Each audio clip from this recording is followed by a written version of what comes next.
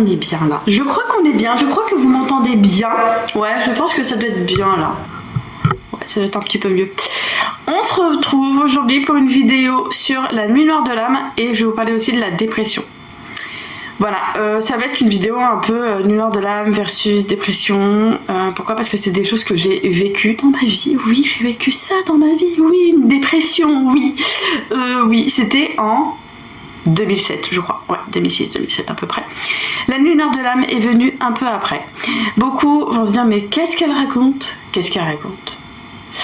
Parce que très souvent, quand on évoque un peu ce qu'on vit pendant une nuit noire de l'âme, il y a beaucoup de personnes qui vont nous dire ouais, en fait, t'es en train de déprimer ou c'est juste une dépression. Non, pas du tout. Alors, on va essayer, enfin, je vais essayer d'être structurée. Ça va être pas simple, je vais vous dire, cette vidéo n'est pas préparée. Là-haut, c'est un petit peu le bordel, mais c'est pas grave, on va prendre comme c'est, comme ça vient, comme ça arrive. Voilà, pour vous montrer à quel point la dépression est complètement différente d'une nuit noire de l'âme. Et oui, d'une nuit noire de l'âme. Alors, je vais parler un peu de mon expérience parce que je pense que c'est beaucoup plus, on va dire, concret, peut-être pour vous. Une dépression, c'est le fait d'avoir plus envie de rien en fait, mais vraiment plus envie. Quand je dis plus envie, c'est qu'on perd de l'intérêt. On perd de l'intérêt pour plein de choses. On perd de l'intérêt même pour des choses qu'on adorait faire et qu'on ne fait plus. La dépression, c'est ne pas avoir de force à se lever le matin. La dépression, c'est être aussi devant l'ordinateur ou devant le téléphone, scroller jusqu'à pas d'heure, se coucher à 3h, 4h, je parle de moi, j'ai connu ça, et le lendemain se lever à midi, et demi, 13h, voilà. Et être un légume aussi. Être un légume. Quand je parle de légume, c'est vraiment d'être mou, de pas avoir de nerfs, d'être vraiment un légume quoi. Voilà. J'ai connu ça parce que j'ai vécu une dépression il y a quelques années, en 2007 à peu près. Forcément, quand je suis sortie de l'amnésie traumatique. Et là, tout d'un coup, tout a explosé et voilà, j'ai vécu ça, une dépression. Et la dépression, pour l'avoir connue, je sais ce que c'est. Voilà, on n'a plus envie de rien faire, on n'a plus envie de se lever, on n'a pas envie de faire d'efforts. Enfin, c'est même pas le fait de pas avoir d'efforts, de pas avoir envie de faire des efforts, c'est le fait que le corps n'a pas envie. Le corps est bloqué, et il a plus la force de faire les choses. Une dépression, ça va très très loin. C'est vraiment pour vous expliquer parce qu'il y en a qui comprennent pas en fait, qui vont mélanger nuit noire de l'âme et dépression, alors que la nuit noire de l'âme c'est autre chose. Je parle de la dépression. Je pense qu'on va faire une partie comme ça, dépression, et ensuite je vous parlerai de la nuit noire de l'âme. Voilà. Donc la dépression. Pour ceux qui ne savent pas, parce qu'il y a beaucoup de personnes qui sont un peu ignorants, faut le dire, hein, donc j'explique. Pour les ignorants, la dépression c'est vraiment de pas avoir envie, de manquer d'intérêt sur plein de choses, comme je disais au début, de manquer d'intérêt même sur des choses qu'on adorait faire. Moi, il y a eu une période où il y avait beaucoup de choses que j'adorais faire, j'adorais aussi sortir, j'adorais être à l'extérieur. J'avais un truc avec l'extérieur, c'est que j'adorais être dehors. Dès qu'il y avait du soleil, pour moi, c'était pas possible de rester chez moi, il fallait que je sois dehors. Il y avait plein de choses que j'aimais faire et quand je suis tombée dans la dépression, plus envie. Il y avait même aussi cette envie de plus aller en cours parce que c'était pendant aussi la période où j'étais au lycée. Donc pas envie d'aller en cours, mais quand j'y allais, vraiment c'était à reculons. Plus cette envie d'y aller. Et même quand j'y allais, tellement j'étais dépressive, et c'est un point aussi à accentuer, c'est que quand on est dépressive, il y a de l'insomnie, on dort mal. Quand on se lève le matin, on est encore plus fatigué, plus fatigué. Et donc quand j'allais en cours, je me rappelle encore, c'est que je passais mon temps à bâiller en cours. Et je me rappelle que j'avais une prof un jour qui me regardait, qui me disait « ça va, je t'ennuie pas ?» Parce que je passais mon temps à l'écouter, mais je bâillais, je bâillais vraiment. J'étais fatiguée, épuisée. Quand on est en dépression, on n'a pas envie de se laver. Ouais, on n'a pas envie de se laver. On n'a pas la force de rentrer dans la baignoire ou la douche pour aller se laver.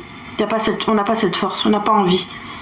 Alors ouais, il y en a beaucoup qui vont se dire ah mais t'étais sale, ah mais vous êtes con. En fait j'ai envie de vous dire, bref, voilà. Mais ouais, quand on est en dépression, on n'a pas envie de se laver. On n'a pas envie de se laver parce qu'on n'a plus de force dans le corps, on n'a plus de force, il y a plus de force en fait. Le corps est pompé par par quelque chose, par une énergie qui est vraiment basse. De toute façon, oui, quand on est en dépression, on est vraiment dans une énergie basse, très basse. Quand on est en dépression aussi, en général, je dis globalement, peut-être pas pour tout le monde, mais on a un suivi thérapeutique. Donc quand je dis thérapeutique, c'est pas des thérapies brèves là. Là, quand on est en dépression, on voit un psychanalyste, un psychiatre en fait. On va voir un psychiatre. Le psychiatre nous suit dans ce truc-là, dans cette maladie. On peut aussi avoir un traitement qui nous aide à tenir. Moi, j'ai eu un traitement qui m'a aidé à tenir, voilà.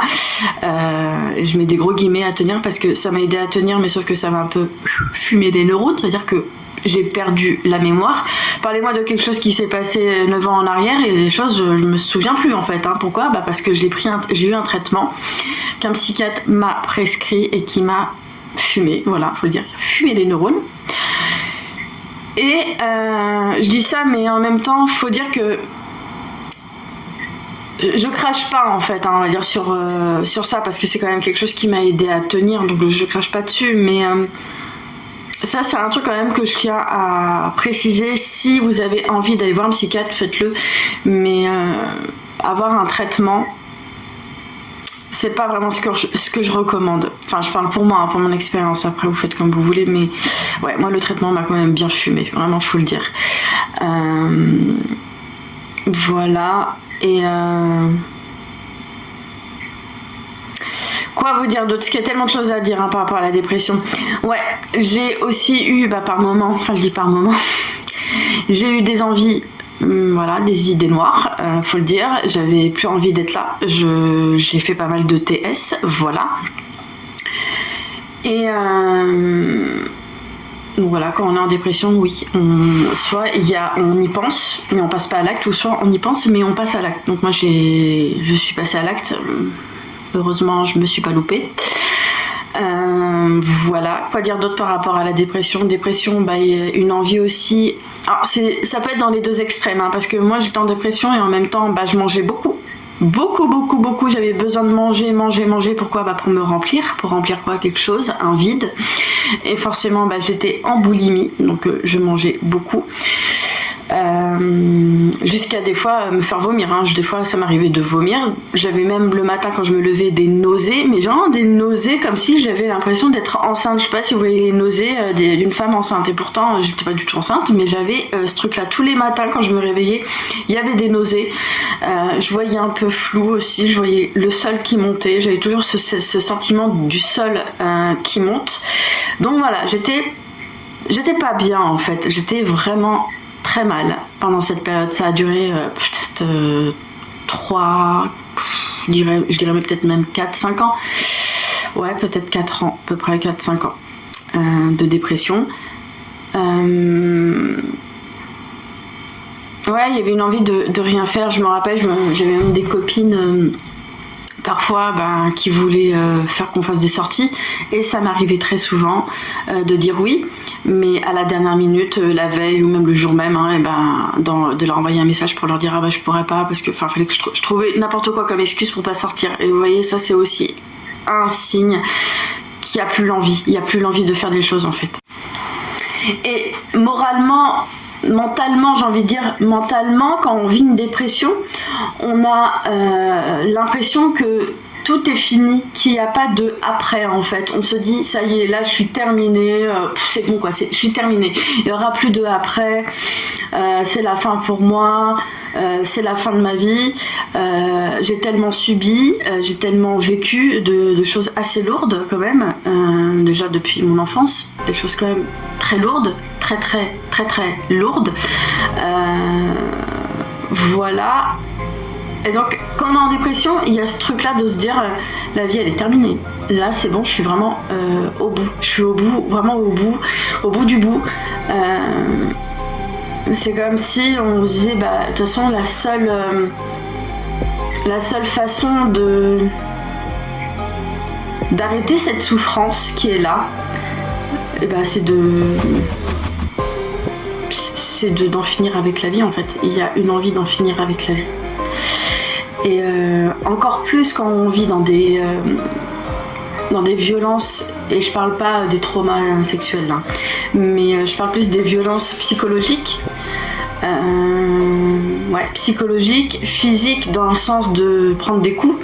Et ben quand on vit des violences physiques, je vais vous dire une chose, et qu'on est en dépression, on n'a qu'une envie, c'est que la personne qui nous maltraite physiquement, on n'a qu'une envie, et on prie Dieu pour que la personne nous tue. On rêve de ça, on rêve que de ça, que la personne qui passe son temps à nous donner des coups nous tue. Je vais vous le dire, hein, moi plusieurs fois, les personnes qui m'ont battue quand j'étais adolescente, dans le foyer, je rêvais qu'ils me tuent. C'est bizarre de dire ça, mais je rêvais qu'ils me tuent. Quand on est en dépression, on est vraiment à la fin de la fin. On se dit c'est terminé. Et il y en a qui vivent des dépressions, mais qui ont quand même une famille saine et qui les soutiennent. Mais il y en a, voilà, qui vivent des dépressions, mais qu'en même temps, en plus de la dépression, ils se font maltraiter. Et on souhaite qu'une chose, c'est que ces personnes nous tuent pour que ça soit terminé. La dépression aussi, c'est le fait de, par moment, avoir aussi des questionnements sur l'existence en général. On a beaucoup de questionnements au fond de nous sur tout ce qui s'est passé en fait, sur tout ce qu'on a pu subir. Et il y a pas mal de questionnements sur ça, se dire mais pourquoi moi ? Vous voyez, il y a beaucoup ce truc-là de dire pourquoi moi ? Pourquoi moi ? Pourquoi ça a dû tomber sur moi tout ça en fait ? Il y a beaucoup ce truc-là de dire mais pourquoi ça n'arrive qu'à moi ? Et on a on a souvent ce truc-là où on se dit que ce qu'on vit en fait, c'est exceptionnel en fait. C'est exceptionnel dans le sens où il n'y a que moi qui vis ça. Il n'y a pas d'autres personnes qui vivent ce que je vis. Parce qu'on est vraiment dans notre brouillard, dans notre truc, on est vraiment dans le noir total et on pense même pas qu'il peut y avoir des personnes qui vivent la même chose que nous. On se dit qu'on est unique. Qu'on est unique dans ce qu'on est en train de vivre. Il y a beaucoup ce truc-là, en dépression. Moi, je sais que quand j'étais en dépression, je mangeais aussi beaucoup, comme je disais. Il y a la boulimie, mais il y a aussi eu des périodes où je mangeais presque pas. Pas envie de manger. Des fois, je me rappelle par moments, je suis un peu maso. Hein. Des fois, j'avais soif, j'avais faim. Et je le sentais en fait, ce truc-là. J'avais envie de boire, j'avais envie de manger. Et pourtant, il y avait un truc dans mon corps qui me disait de pas le faire en fait. Comme si quelque chose me bloquait pour ne pas aller boire ni manger. Donc ça pouvait être vraiment dans les deux extrêmes. Soit boire, manger beaucoup. Et à l'opposé, ne rien boire, ne rien manger. Ça m'arrivait des fois de faire ça. Et ouais, ça a touché sur mon corps, ma santé, surtout la santé physique. Il y a eu un moment où je sentais que j'avais plus de force. Je me sentais très faible. Donc voilà. Ce qui se passe aussi quand on est en dépression, on peut avoir des personnes autour de nous qui veulent aussi nous aider. Moi, c'était aussi, j'avais quelques copines. Je dis copines, et encore, c'était presque plus grand monde, hein, mais j'avais une ou deux copines. J'en ai même une fois qui me dit pourquoi pas te mettre à des activités. Et oui, des activités créatives tout le temps, c'est souvent la chose qu'on propose à une personne qui est en dépression parce qu'on se dit peut-être que ça va l'aider à aller mieux. Je l'ai fait, hein. J'ai fait pas mal de choses, j'ai fait du tricot. Mais pour vous dire, quand je faisais des trucs, les choses, ces activités-là, j'étais pas là, j'étais pas à fond. C'est pas quelque chose qui me donnait envie, je le faisais, mais quoi. Au fond, c'était vas-y, je le fais, mais pas envie en fait, pas envie. Il y avait pas de force. Et aussi l'intérêt. Il y a vraiment, dans la dépression, il y a aussi le manque d'intérêt. C'est quand même le plus gros critère, je trouve, pour moi, hein, c'est le manque d'intérêt.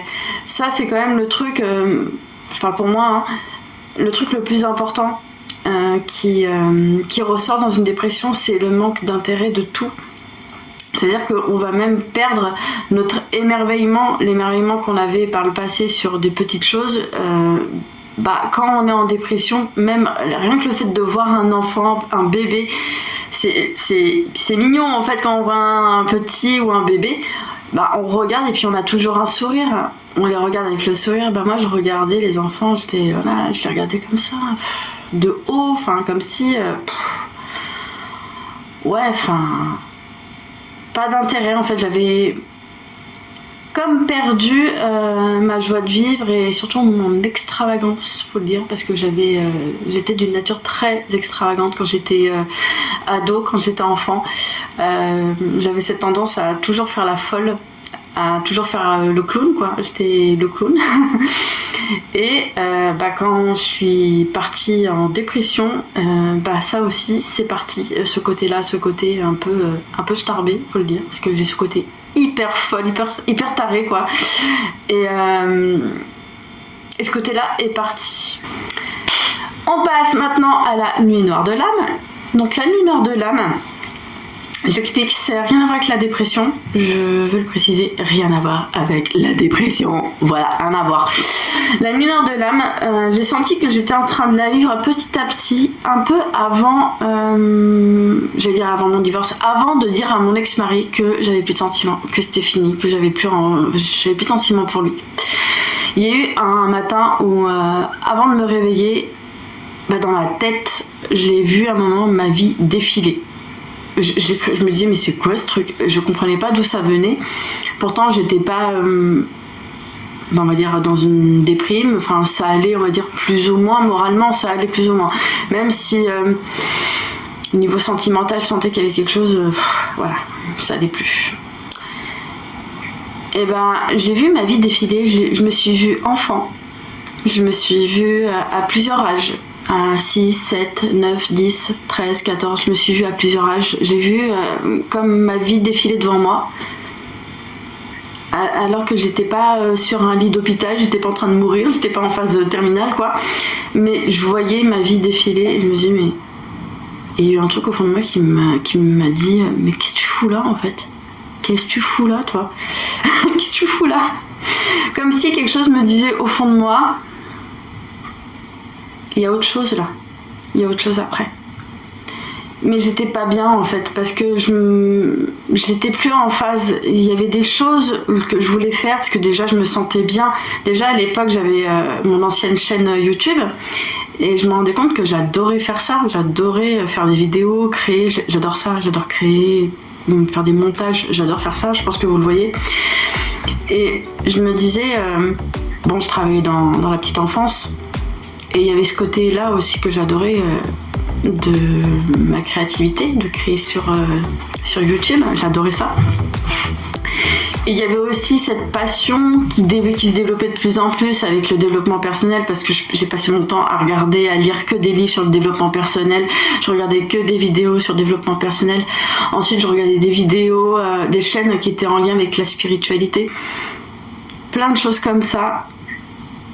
Et j'étais attirée par tout ce qui était un peu, faut le dire, mystique. J'ai toujours aimé ça, tout ce qui est mystique, tout ce qui est un peu paranormal. Sauf que là, c'était de plus en plus fort. Et je me rappelle une fois, il y a eu une période où... c'était pendant la période où je faisais mes séances de MDR. Je me rappelle encore. Il y a un jour où je suis sortie de ma séance, j'allais au métro. Et je suis passée devant une librairie où il y avait, j'ai vu le tarot de Marseille sur la vitrine. Et je sais pas, il y a un truc qui m'a poussée à rentrer et à aller acheter ce tarot de Marseille. Et c'était mon premier tarot en fait, et c'est là que j'ai commencé petit à petit à m'entraîner. Je me tirais moi-même, mais je savais même pas m'interpréter, je tirais, et puis des fois je demandais sur les forums qu'on m'interprète les cartes que je me tirais, pour moi. Mais ça c'était bien avant, ce que je vous raconte là, c'était quand même bien avant cette nuit noire de l'âme. Et en fait, ce qui s'est passé, c'est que avant de dire à mon ex-mari que c'était fini, que j'avais plus envie, je voulais arrêter la relation, et déjà là je me sentais pas bien, parce que je voyais que Et j'avais besoin de plus, en fait. J'avais besoin d'autre chose. Je sentais que c'était bien, mais c'était pas plus. Je sais pas comment expliquer. Ce que je vivais avec mon ex-mari, c'était bien. La fille qui veut plus. Mais j'avais besoin de quelque chose qui m'anime encore plus. Et je savais que c'était pas mon ex-mari qui pouvait me l'apporter et que je pouvais me l'apporter toute seule. Il y avait ce truc-là. Et j'étais pas bien parce que je sentais que j'avais besoin de faire quelque chose de plus grand, en fait, de plus grand que moi, en fait, quelque chose qui est au-dessus de moi. Et il y avait ce truc-là de me dire, il y a un truc qui est au-dessus de moi, qui me pousse à aller de ce côté-là. Et c'est là que je me suis sentie pas très bien, vraiment mal, parce que il y avait comme une quête de quelque chose sans savoir ce que c'était la chose. Et en même temps, je me sentais comme emprisonnée, en fait. J'avais ce sentiment d'être en prison et de pas pouvoir faire ce que j'avais envie de faire. Il y avait beaucoup de trucs. Et donc ce qui s'est passé, c'est qu'après j'ai dit à mon ex-mari que c'était terminé. Après il y a eu la procédure de divorce. Et moi pendant cette période-là, je faisais ma liste parce qu'en fait je divorçais, mais derrière j'avais des projets. J'avais fait toute une liste de tout ce que je voulais faire. Je voulais me former à l'astrologie, je voulais il y avait pas mal de petits rêves aussi, des trucs tout futiles que je voulais réaliser, que j'avais jamais réalisé et que j'ai réalisé. Bon, j'ai pas tout réalisé, mais voilà. Je rêvais de faire des shootings photos, je rêvais de ça, de faire du shooting, de pouvoir faire des photos, d'être un peu modèle photo. Enfin c'est le rêve que je voulais vivre. Il n'y avait pas que ça, il y avait plein d'autres choses. Enfin, tout ce qui était en rapport un peu avec la beauté, la photo. Enfin, j'adorais ce côté-là, le maquillage. Donc c'est pour ça aussi qu'il y a eu un moment où je me suis formée pour être maquilleuse. Bon, c'est pas allé bien loin. C'était juste pour expérimenter. J'avais un besoin de tout expérimenter. Et après, il y a eu le divorce. Là, je me suis sentie, mais il faut le dire, pas bien, vraiment mal. J'étais vraiment au plus mal déjà par rapport au divorce, parce que voilà, faut le dire, une rupture c'est une mort, on meurt, c'est une petite mort en fait quand on divorce. Et en fait c'est là que j'ai senti que j'étais vraiment au fond du fond, je vais pas dire que j'étais en dépression, en déprime, mais je sentais qu'il y avait quelque chose qui m'appelait, quelque chose qui me disait il faut que tu ailles là, mais en même temps il y avait comme une dualité, j'avais envie mais en même temps j'écoutais pas réellement mon ressenti. Et c'est ça en fait la nuit noire de l'âme, c'est être en quête de quelque chose sans savoir ce que c'est cette chose en fait. Et puis pour savoir ce que c'est cette chose, la nuit noire de l'âme va vous pousser à aller voir, vous regarder, mais réellement aller voir même des choses que vous voulez pas voir, aller voir vos ombres. Et j'ai rencontré, comme je le disais sur une autre vidéo, mon jumeau d'âme, voilà. Et même après la séparation avec lui, et là la nuit noire de l'âme elle a été encore plus forte. C'est pour ça que maintenant je me rends compte que même avant de l'avoir rencontré, mon jumeau, un peu avant j'ai vécu des petites nuits noires de l'âme, mais très courtes. Mais après lui ça a été boum, je sais pas comment dire, la météorite qui était tombée. Et là je me disais wow, c'est quoi ma vie, qu'est-ce que je fais là, il y a quelque chose. Et je sentais au fond de moi qu'il y avait quelque chose, je me suis dit il y a quelque chose, je dois faire quelque chose.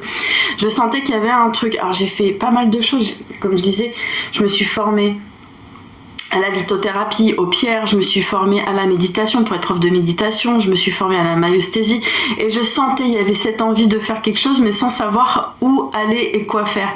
Maintenant je comprends qu'il y a toutes ces petites choses qui sont englobées dans mon activité et que j'adore faire maintenant, mais pour vous dire, une nuit noire de l'âme ça vous pousse vraiment à vous questionner sur qui vous êtes, mais qui vous êtes réellement. C'est pas qui vous êtes qui vous êtes réellement, ça veut dire allez voir vos ombres, allez voir tout ce que vous voulez pas voir chez vous, comprendre qu'en fait la nuit noire de l'âme, moi ça m'a permis de voir que je suis responsable, mais de plein de choses. Je dis pas que je suis responsable de ce que j'ai subi dans mon enfance, mais je suis responsable de ce que j'en fais. Et la nuit noire de l'âme vous pousse à être responsable de ce que vous allez faire, de ce que vous avez subi par le passé. Une nuit noire de l'âme, c'est pas une dépression. Une nuit noire de l'âme, c'est une quête de votre âme. votre âme est en train de tirer pour vous dire je suis là, et vous êtes là à être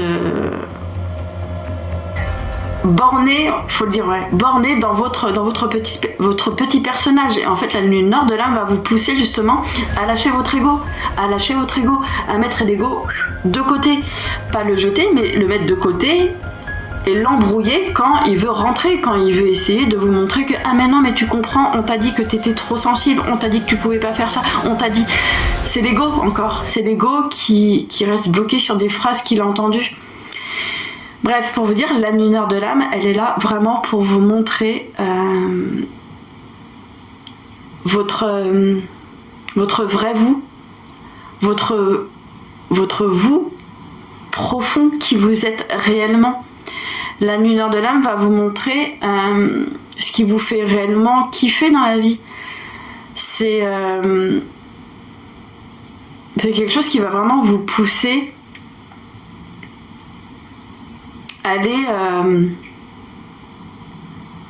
Après, vraiment, je dis faut le vivre, hein, faut vraiment le vivre. C'est compliqué d'expliquer parce que faut le vivre. Je pense que vous n'allez pas comprendre ce que je vous dis. Là, je parle pour les personnes qui connaissent pas, qui sont pas dans le domaine. Mais ouais, la lumière de l'âme nous pousse en dehors de notre ego. La lumière de l'âme nous pousse en dehors de notre personnage. Ça nous pousse vraiment à aller de l'autre côté, à aller vers l'âme, à écouter votre âme, votre cœur, votre ressenti.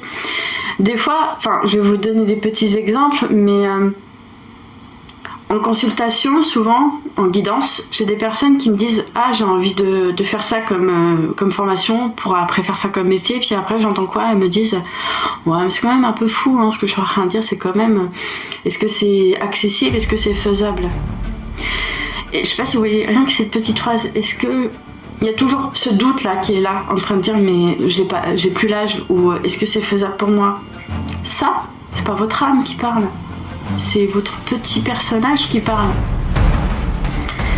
Et en fait, c'est juste pour vous montrer que la lumière de l'âme va vraiment vous pousser à aller tout déconstruire.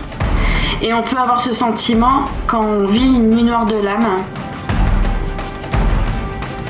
Ouais, on peut se dire... mais en fait, on m'a menti.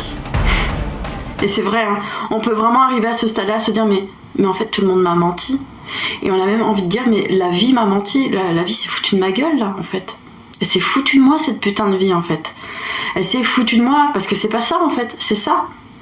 Et quand je dis c'est ça, ça veut dire que vous allez commencer petit à petit à aller tout déconditionner. C'est dur à dire le mot, hein.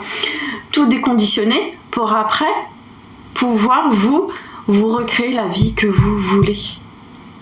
La lumière de l'âme, elle est là pour aller tout déconstruire et tout jeter, tout mettre à la poubelle, tout ce qui est relation qui vous pousse vers le bas, c'est-à-dire les relations qui vont pas vous encourager, qui vont pas vous élever, vous les mettez à la poubelle, peu importe le lien que vous avez avec ces personnes. Vous allez faire du tri dans les personnes.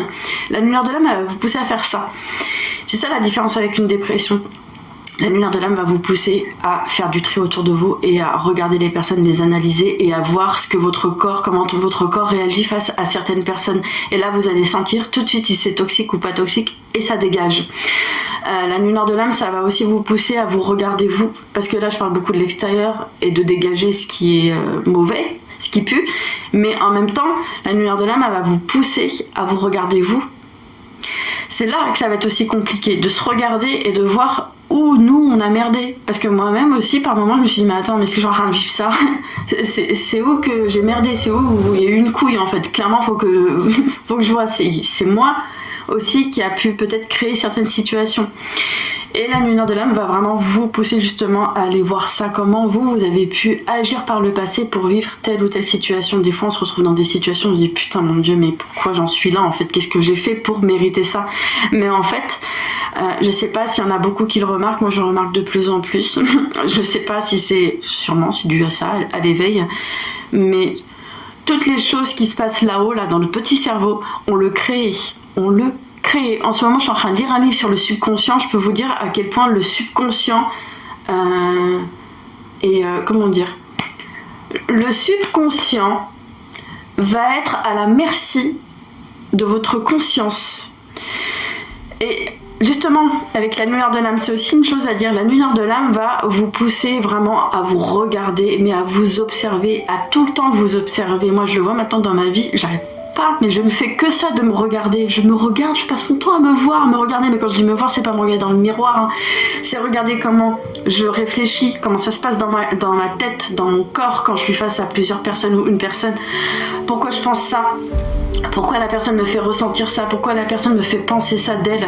Je regarde tout en fait. Je suis trop à trop réfléchir, à trop tout analyser. Et voilà, pour vous dire, la nuit noire de l'âme va vraiment vous pousser à vous regarder et à voir vos réactions. Voilà. La nuit noire de l'âme va aussi vous pousser, alors quand je parle de déconditionnement, ça parle là aussi des croyances que vous avez.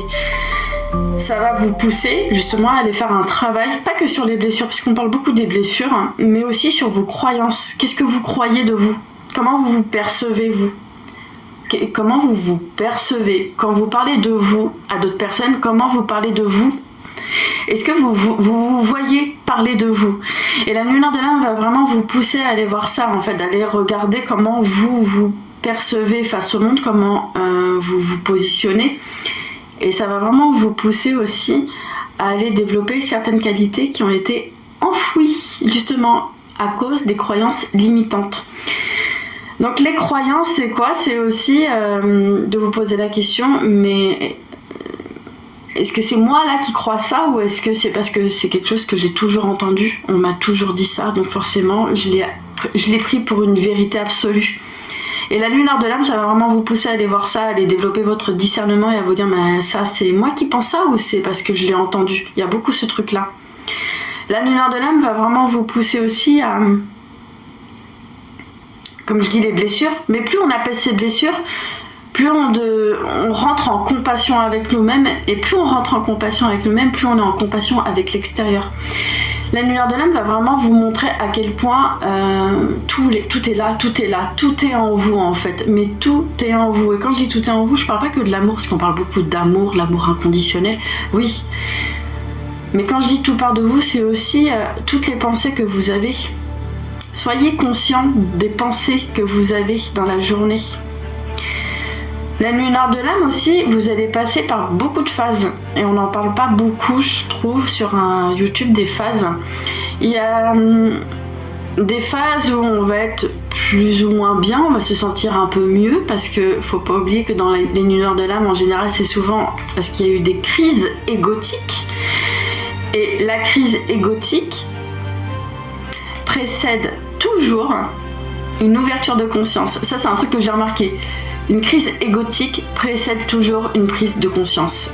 Et si vous voyez pas bien, pas trop le moral, ou à réfléchir sur un sujet qui vous tracasse, et à vous dire « Ah mais oui, mais en fait c'est pas ça, mais en fait c'est comme ça », parce que vous vous êtes fait un questionnement, vous vous avez introspecté sur une croyance, et là d'un coup, ce qui va se passer, votre personnage, il va se réveiller, il va vouloir tenir les barreaux pour pas sortir, et ce qui va se passer après, c'est que vous allez lâcher. L'âme va lâcher, et derrière ça, il va y avoir une nouvelle ouverture de conscience sur une croyance, ou sur une blessure, ou sur une situation passée. Et en fait, c'est souvent ça, les nuits noires de l'âme, c'est quand on est dans une période de crise égotique. Voilà. Donc pour vous dire, une nuit noire de l'âme, c'est vraiment tout un questionnement sur nous et sur la vie, et sur ce qu'on veut faire dans la vie, ce qu'on veut réellement faire. Et quand je dis réellement faire, c'est on est vraiment en quête de quelque chose qui a du sens pour nous. On veut faire quelque chose qui a réellement du sens pour nous. C'est vraiment la différence avec la dépression. La dépression, on est vraiment au plus bas, puis il n'y a pas cette envie de vouloir changer quelque chose.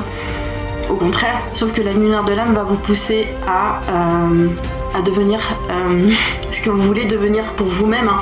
C'est vraiment d'aller vers la vie qui vous plaît à vous, en fait, d'avoir la vie qui vous plaît à vous et pas aux autres. La nuit noire de l'âme va vraiment vous pousser à vous dire, mais pourquoi je fais ce travail? Est-ce que je fais ce travail parce que j'ai envie de faire plaisir à quelqu'un ou plaisir à plusieurs personnes. Est-ce que je fais ce travail parce que ça me rend heureuse, ou est-ce que je fais ce travail juste parce qu'il faut payer un loyer ou il faut payer des factures? D'accord, mais à force, vous allez être de plus en plus malheureux dans votre vie, à vous dire mais il faut que je travaille parce que je dois payer un crédit, que je dois payer le crédit de ma maison, puis que je dois payer un loyer. La nuit nord de l'âme va vraiment vous pousser à aller faire un travail qui a du sens pour vous et qui puisse aussi vous payer, bah oui, votre loyer, c'est aussi une réalité. Mais vraiment, c'est quelque chose qui va vraiment vous pousser à faire quelque chose qui vous ressemble, à avoir la vie qui vous ressemble, de ne pas avoir la vie de quelqu'un d'autre, d'avoir votre propre vie. C'est pour ça que moi j'étais pas bien quand j'étais avec mon ex-mari, presque vers la fin, quand voilà, il y a eu la procédure de divorce. Je me disais mais j'ai trop attendu, je voulais plein de choses avec lui, et en fait je me rends compte que ces choses-là, bah, j'ai réussi à les avoir, mais seule. Mais je suis contente, je suis très contente de voir que j'ai pu, parce que je regarde autour de moi, des fois je me dis mais faut que je me pince, faut que je sais pas si c'est vraiment la réalité, mais je suis en train de vivre un de mes rêves. Je suis contente, cette nuit noire de l'âme m'a permis d'aller apaiser pas mal de choses, d'être en paix avec certaines choses, et de pouvoir aussi matérialiser des choses que j'ai toujours voulu avoir avec mon ex-mari, mais je l'ai seule, mais c'est pas grave, et je suis contente en fait de l'avoir eu, même si voilà, je l'ai eu seule. Voilà, je suis assez contente, même assez fière de moi par rapport à ça, enfin voilà, surtout niveau pro, bah, je vois que je vis petit à petit, je dis pas de plus en plus, mais petit à petit de ce que je fais. Voilà, je fais des choses que j'adore faire et j'en vis.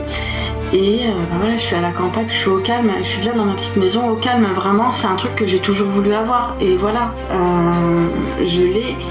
Et je suis heureuse, je me sens bien comme ça en fait. Je me sens tranquille. C'est surtout ça que je recherchais, la tranquillité et la paix. Et là, je vois que petit à petit, la paix revient. Et quand on vit des nuits noires de l'âme, on revient surtout vers ça, vers la paix et surtout vers une vie qui nous ressemble. Qui nous ressemble et qui a du sens aussi pour nous. On cherche quelque chose qui fait sens. Voilà, des choses qui... On cherche aussi des sujets qui nous animent. Si ça fait... Bon, je suis en train de penser à moi. Ça va faire presque peut-être maintenant 6 ans que je suis sur YouTube et le sujet n'a pas changé. C'est toujours de l'ésotérisme, de la spiritualité, du développement personnel, tout ce que j'aime de la psychologie. Et j'ai l'impression que j'ai besoin de ça en fait. J'ai trop besoin de ça. J'ai trop besoin de parler de ces sujets. C'est devenu même un mode de vie, je vais vous dire. Les livres, je lis que de livres comme ça. Je sais qu'il y a eu beaucoup de personnes qui m'ont dit vas-y, lâche un peu, faut lire un peu des romans, lis des romans. Mais oui, j'en lis de temps en temps et encore c'est rare, mais j'ai toujours ce besoin d'aller lire des livres qui sont sur la spiritualité, le développement personnel. J'en ai besoin. Il y a ce grand besoin de me développer de plus en plus. Aussi dans la nuit noire de l'âme, déjà dans les débuts, alors je parle pour moi, pour mon expérience, mais dans les débuts, on peut en vivre une très très grande, ça peut durer de 6 mois à 1 an, et plus le temps passe, plus on va de mieux en mieux. Psychologiquement déjà ça va mieux, physiquement aussi, parce que c'est un truc que je précise, moi je me vois de plus en plus être... je retrouve de l'énergie, je suis même étonnée des fois quand je vais chez certaines personnes pour mon travail en tant qu'assistante de vie, et j'ai souvent des retours comme ça où il y a des personnes qui me regardent et qui me disent oh là là, on n'arrive pas à vous suivre, vous êtes que je suis trop speed.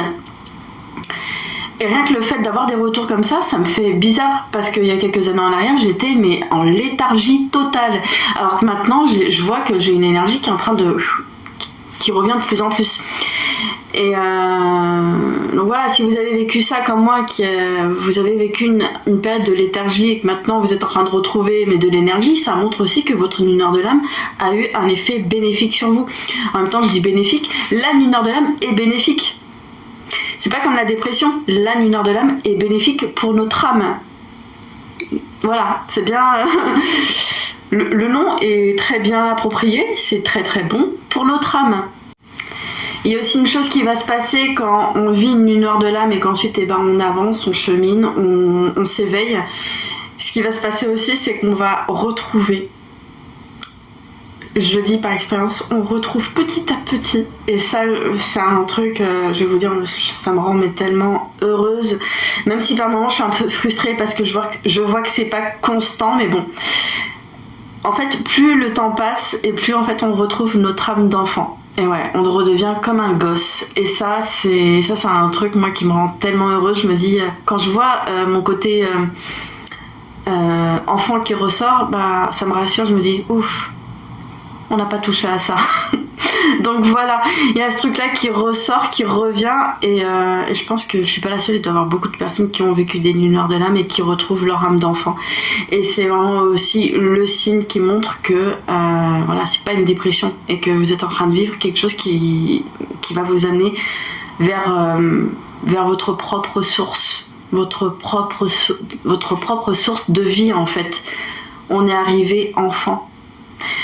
Et quand on chemine, on ouvre sa conscience, on s'apaise, et bah plus on retrouve ça, on retrouve cette source de vie en fait en nous. Ensuite, ce qui va se passer, c'est que bon, la lumière de l'âme, ça va vraiment vous aider à aller mieux, à vous sentir mieux avec vous-même. Et puis, il peut arriver par moment d'avoir des petites périodes où vous n'allez pas être bien. Et puis c'est normal, c'est comme ça arrive d'être pas bien. D'avoir des moments où on n'a pas trop le moral. Alors là, je souris parce que très souvent, parce que je le vois aussi autour de moi avec les personnes avec qui je discute aussi sur les réseaux, là tout de suite on va se dire « Ah, bah je suis dans une nuit noire de l'âme, ça y est, ça revient. Ah, il y a encore des choses à aller voir. » Alors, il y a un moment, alors là, ça va être un autre sujet je pense, mais il y a un moment où je pense que vous allez plus mettre le mot nuit noire de l'âme. En fait, vous allez plus mettre ce concept sur le fait de pas être bien, de pas avoir le moral. Parce qu'il y a un moment où vous allez sortir des concepts, et dès que vous allez vous sentir mal, pas bien, bah vous n'allez pas vous poser de questions, vous allez vous sentir que oui, vous n'avez pas le moral aujourd'hui, ce jour-là, bref, peu importe. Mais vous allez vivre en fait le fait de pas être bien, vous allez le vivre mais totalement, complètement, entièrement en fait. Vous n'allez pas rejeter le fait d'être pas bien. Vous allez arriver à ce stade où vous allez tout prendre, vous allez vraiment tout prendre, tout vivre. Vous allez vivre le fait de pas être bien, le vivre mais entièrement, et de pas le rejeter. Et vous allez encore plus vous sentir de plus en plus mieux avec vous-même. Pourquoi ? Parce que dès qu'il y aura des moments où vous serez voilà, en down, et ben vous allez vraiment pas rejeter ça, et vous allez savoir au fond de vous que ça fait partie de vous, que c'est comme ça. De toute façon, on peut pas être positif bien tout le temps. Il y a des moments où on n'est pas bien, et puis vous allez l'accueillir, ce truc-là, vous allez le vivre, et vous allez le vivre entièrement, et puis l'accueillir et pas le rejeter, et pas le voir comme un ennemi. Et c'est là, ça va être aussi le signe qui va montrer que vous êtes arrivé en paix avec vous-même, en paix avec tout. Ça veut dire même avec les moments où vous serez pas bien, même les moments où il y aura de la colère. Ce qui va se passer aussi grâce à la nuit noire de l'âme, bah, vous allez aussi sortir un peu de tout ça, comme je disais, de tous ces concepts, et accepter tout en vous, toutes les émotions qui vont ressortir, que ça soit la frustration, la colère, la tristesse. Vous allez les ressentir et les accueillir. Mais quand je dis les accueillir, c'est que vous allez les ressentir, mais plus vous vous identifiez à ça, vous allez comprendre que vous êtes plus ça, vous êtes bien plus que vos émotions. Je pense que j'ai beaucoup parlé. Vidéo terminée. J'espère que ça a pu répondre à vos questionnements. Voilà, s'il y avait un peu encore du brouillard entre dépression et nuit noire de l'âme. Voilà, moi je vous fais plein de bisous et je vous dis à la prochaine. Bisous bisous.